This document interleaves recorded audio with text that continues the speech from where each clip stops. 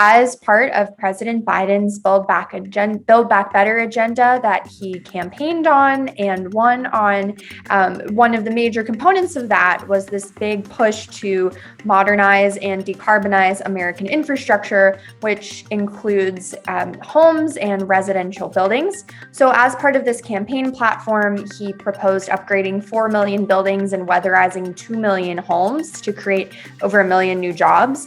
And in the policy paper that Evergreen and Roosevelt recently put out, they kind of lay out a roadmap to how President Biden, now that he's in office, can achieve this goal.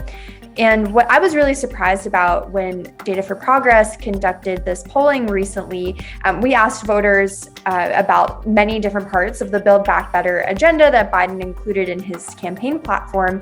All of them were really popular, but weatherizing homes to make them more energy efficient and providing rebates and low-cost financing for folks to upgrade their homes and electrify their appliances were more popular than nearly any other proposal that we tested. And that really jumped out to me because when we think about infrastructure, we're not always thinking about it, starting in our homes and upgrading our homes, but there is, over 2/3 of voters support these initiatives. And, in relation to the other components of the Build Back Better agenda as well, it's really, really popular, not just among Democrats, but also among independent and Republican voters too.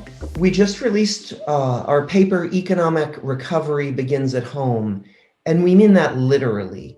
Our homes are the places where Americans invest, where we create value. Increasingly in a time of pandemic, they're the places where we work and where we educate our children. Our homes are fundamentally important to people economically, but also culturally and just in terms of social mobility and in terms of opportunity broadly. Just passed was a $1.9 trillion economic relief package.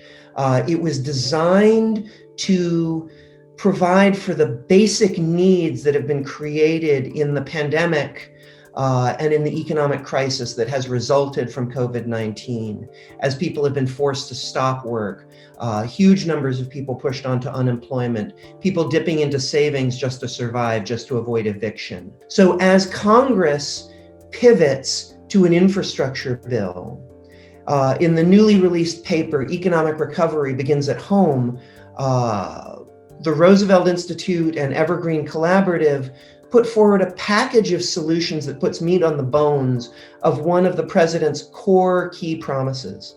The president ran on a commitment to create to retrofit 2 million homes and 4 million buildings across the country within his first term in office and create 1 million jobs. So this can be a huge engine of reinvestment. What we did in this paper was to break down how that money can flow. If you're serious about the climate, you have to take on buildings and energy efficiency and deployment of renewable energy inside the home. That's where the electricity grid ends. The interesting thing coming out of the polling work that Evergreen and Roosevelt and Data for Progress have recently done is we've shown definitively that this is a political winner as well. As the Congress moves to advance a package of infrastructure investment, building retrofits to lower energy bills and put Americans back on the job, building a smarter, more advanced clean energy economy is a winner with Republicans, with independents and Democrats. It's a winner in every state in the union, and it's a winner for urban and rural voters. This is something the American people want.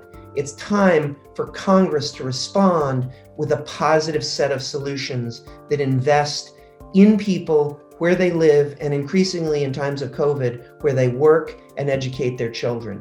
We need to invest in retrofitting homes as a centerpiece of climate policy, jobs policy, racial justice, economic development, and addressing the central challenges of our time.